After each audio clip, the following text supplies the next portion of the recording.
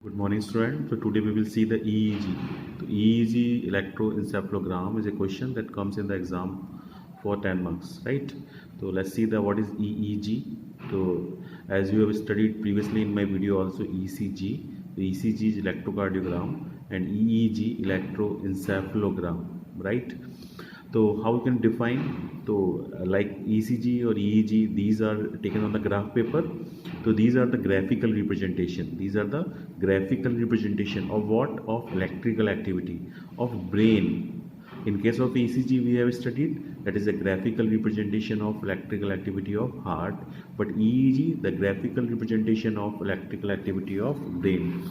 तो German psychiatrist थे, उनका नाम था Hansberger. What the name? Hansberger. उन्होंने सबसे पहले ईईजी की वेव्स को एनालाइज किया था, इसलिए ईईजी की वेव्स को बर्गर्स वेव भी कहा जाता है. That's why the EEG waves is known as Berger's wave. जैसे ईसीजी में हमने पढ़ा था, एक साइंटिस्ट थे इंथोवन, तो उन्होंने हार्ट को सेंट्रली पोजीशन डिटेक्ट किया था, इंथोवन ट्रायंगल बना था. In the same way here in EEG you will find German psychiatrist Hansberger. उन्होंने ईईजी की वेव्स को सबसे पहले एनालाइज किया था. First of all he has analyzed the wave of EEG. That's why the wave is known as Burger's wave. How you will record the EEG? The EEG you can record by putting the electrode on the scalp. By putting the electrode on the scalp, you can record the EEG, right? And then that electrode is connected to the amplifier, and finally you will get the graphical representation on the graph paper. This is EEG. In the same way, there is another graph, that is ECOG, electrocardiogram. Electrocardiogram. What is electrocardiogram? Electrocardiogram, ECOG, when the electrode is placed on the exposed surface of the cerebral hemisphere. मतलब ये भी तो school के ऊपर रख रहे हैं, तब हमें क्या मिल रहा है? EEG. जब हम किसी वजह से स्कल खोल के जब हम इलेक्ट्रोड को सेरिब्रल हेमिस्फीयर की एक्सपोज सरफेस पर रखेंगे, that is known as electrocardiogram, ECOG. तो ये इलेक्ट्रोड्स जो होते हैं EEG लेने के लिए, that may be the unipolar, that may be the bipolar. ठीक है. So this is a brief description. What is EEG? EEG is a graphical representation of the electrical activity of the brain.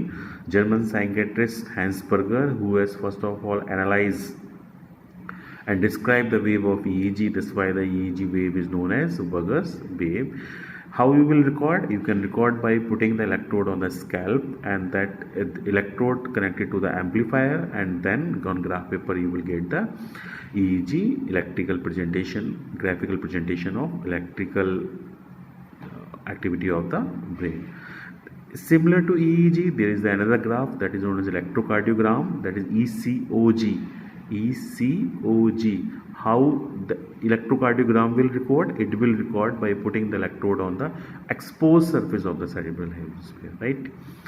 Then we will see how we will define normal EEG. Like in normal ECG you will find the PQRST wave. In normal EEG you will find the alpha, beta, theta and delta wave. How we will differentiate these wave?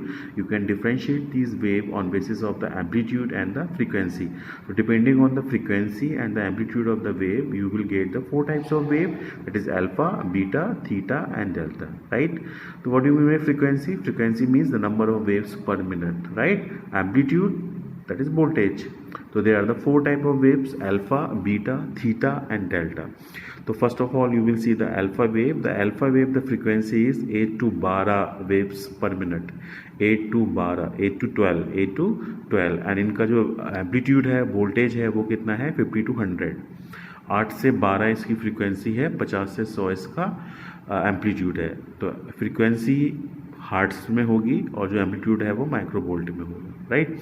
And इसकी खास बात क्या है? जो आपकी alpha waves हैं वो occipital and parieto occipital and parieto occipital areas में दिखती हैं when the eyes are close. मतलब जब आपकी आंखें खुली हैं, अगर तब आपको अल्फा वेव दिख रही हैं, इसका मतलब कुछ पैथोलॉजिकली है.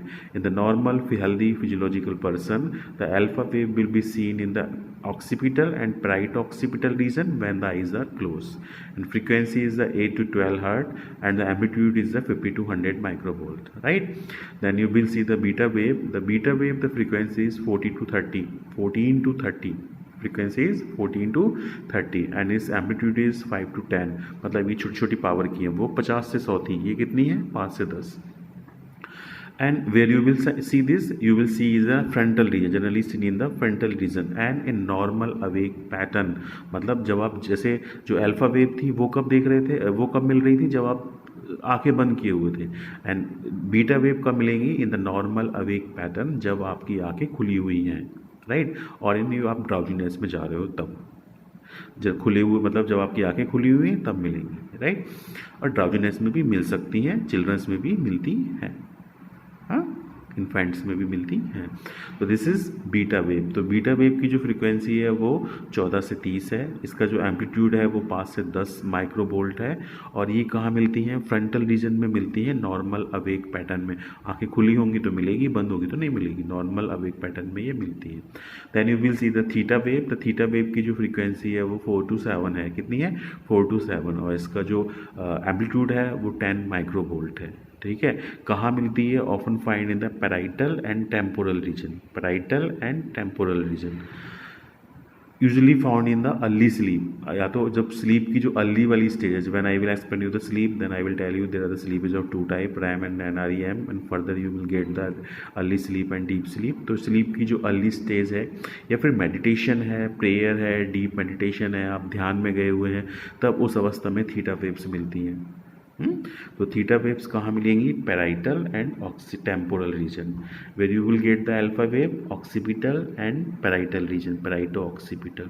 Where you will get the beta wave in the frontal region, and where you will get the theta rays you will get in the parietal and temporal region. And when you will get in the early sleep या ध्यान की अवस्था में, ध्यान, meditation, prayers, ठीक है, उस अवस्था में. Then you will see the delta wave. तो डेल्टा वेव की जो फ्रीक्वेंसी है वो 1 to 4 है, और इसका जो एम्पलीट्यूड है वो 20 to 200 है. 1 to 4 एम्पलीट्यूड 20 to 200, मतलब बहुत ज़्यादा एम्पलीट्यूड की ये वेव्स हैं. और इनकी जो फ्रीक्वेंसी है वो 1 मिनट में कितनी है 1 to 4, मतलब 1 मिनट में 1 से 4 तक आएंगी, लेकिन इनका जो एम्पलीट्यूड है वो ज़्यादा है, राइट. देन ये कब मिलती हैं, usually occur during the sleep, usually occur during the sleep. और अगर वो जगते पे मिल रही है, ना वेक पैटर्न में मिल रही है, इसका मतलब कि आप ओवर ब्रीथिंग या आपके ब्रेन में कुछ डिसीज़ है तब ये जगते हुए मिलती हैं, अदरवाइज जगने में अवेक पैटर्न में डेल्टा वेव्स नहीं मिलती हैं. तो EEG की 4 वेव्स हैं, alpha, beta, theta and delta. Alpha, beta, theta and delta. तो आपको याद कैसे करना है, फ्रीक्वेंसी नीचे से लेके चलना है. जो नीचे वाली है अल्फा, बीटा, थीटा, डेल्टा, उसकी फ्रीक्वेंसी 1 to 4, राइट. थीटा की 4 to 7. देन फर्स्ट पे जाना है अल्फा की 8 to 12. देन सेकंड पे जाना है 14 to 30. तो 1 से 4, 4 से 7, फिर तीसरे पे जाना है 8 से 12, 14 से 30, राइट. जो इसका वोल्टेज है वो 50 से 100 माइक्रोवोल्ट, 5 से 10 माइक्रोवोल्ट, 10 माइक्रोवोल्ट और 20 से 200. इट इज सिंपल, 50 से 100, 5 से 10, 10, 20 से 200. जो अल्फा वेव है वो occipital and parieto occipital region पे मिलती हैं, जो बीटा वेव है वो फ्रंटल रीजन पे मिलती हैं, जो थीटा वेव है वो पैराइटल और टेम्पोरल रीजन पे मिलती हैं, और जो डेल्टा वेव्स हैं इनकी खास बात है कि केवल स्लीप के टाइम मिलती हैं. अवेक पैटर्न में तब मिलेंगी कब, जब आपके ब्रेन के अंदर ऑर्गेनिक ब्रेन डिसीज होगी या फिर जो है ओवर ब्रीथिंग का केस होगा, तब ये आपके डेल्टा वेव्स मिलेंगी. अल्फा वेव्स जो होती हैं वो जब आंखें बंद होंगी तब मिलेंगी. बीटा वेव जब आंखें खुली होंगी, नॉर्मल वेक पैटर्न में होंगे तब मिलेंगी. थीटा वेव जब आप अर्ली स्लीप या ध्यान की निद्रा में होंगे तब मिलेंगी. Got it. Then you will see significance. क्यों करते हैं हम ये, तो EEG क्यों किया जाएगा, नेचुरल सी बात है, किसी के ब्रेन में कुछ प्रॉब्लम है तभी किया जाएगा.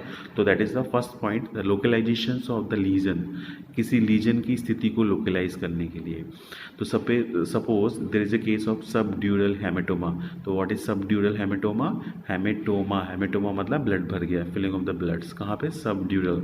तो मेनिंजेस की 3 लेयर है ना, तो उसकी जो ड्यूरामीटर है, ड्यूरामीटर के नीचे दैट इज सबड्यूरल. सब मतलब नीचे, ड्यूरल मतलब ड्यूरामीटर. तो ड्यूरामीटर के नीचे अगर ब्लड भरा हुआ है या फिर कॉर्टेक्स के ऊपर फ्लूइड भरा हुआ है, तो ब्रेन का जो कॉर्टेक्स है उसके ऊपर फ्लूइड भरा हुआ है. तो मेनिंजेस की जो तीसरी लेयर है जो ब्रेन के कॉर्टेक्स के ठीक ऊपर है, ड्यूरामीटर, उसके नीचे या कॉर्टेक्स के ऊपर फ्लूइड या ब्लड भरा हुआ है, तो उसको लोकलाइज करने के लिए किस एरिया में स्वेलिंग है, किस एरिया में हेमेटोमा है, EEG की इंपॉर्टेंस वैल्यू है.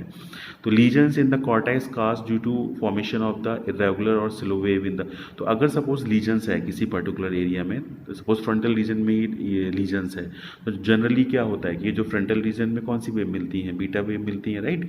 तो अभी क्या होगा, अगर फ्रंटल रीजन में लीजन होगा तो बीटा वेव नहीं मिलेंगी, राइट। तो ऐसे ही अगर पैराइटल ऑक्सीपिटल रीजन में अल्फा वेव मिलनी चाहिए, यहाँ पे लीजन्स होगा तो नहीं मिलेंगी, या कम या ज़्यादा मिलेंगी। तो लोकलाइजेशन ऑफ लीजन्स। दूसरा डायग्नोसिस ऑफ द एपिलेप्सी। तो एपिलेप्सी में क्या होता है, एपिलेप्सिस में ब्रेन से एक्सेसिव न्यूरोट्रांसमीटर का डिस्चार्ज होता है, जिसकी वजह से एक्सेसिव अनकंट्रोल्ड कॉन्ट्रैक्शंस होते हैं, राइट। तो दैट पूरी बॉडी में भी हो सकता है और एक पर्टिकुलर हिस्से में भी हो सकता है कि सिर्फ लोकलाइज रीजन, तो दैट में भी द ग्रांड माल और पैटेट माल। तो उसकी डायग्नोसिस में भी ईईजी का बहुत ज़्यादा इंपॉर्टेंस है।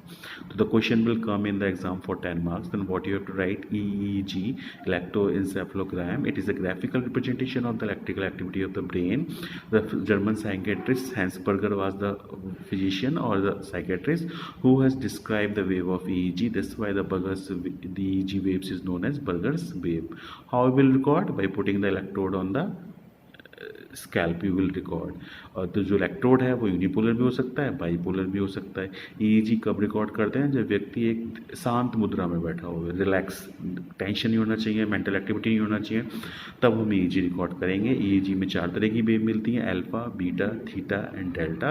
Alpha parietal, parieto occipital region, beta frontal, theta parietal और टेम्पोरल रीजन, और डेल्टा वेव्स कहाँ मिलती हैं, जब आप डीप स्लीप में होते हैं तब, राइट।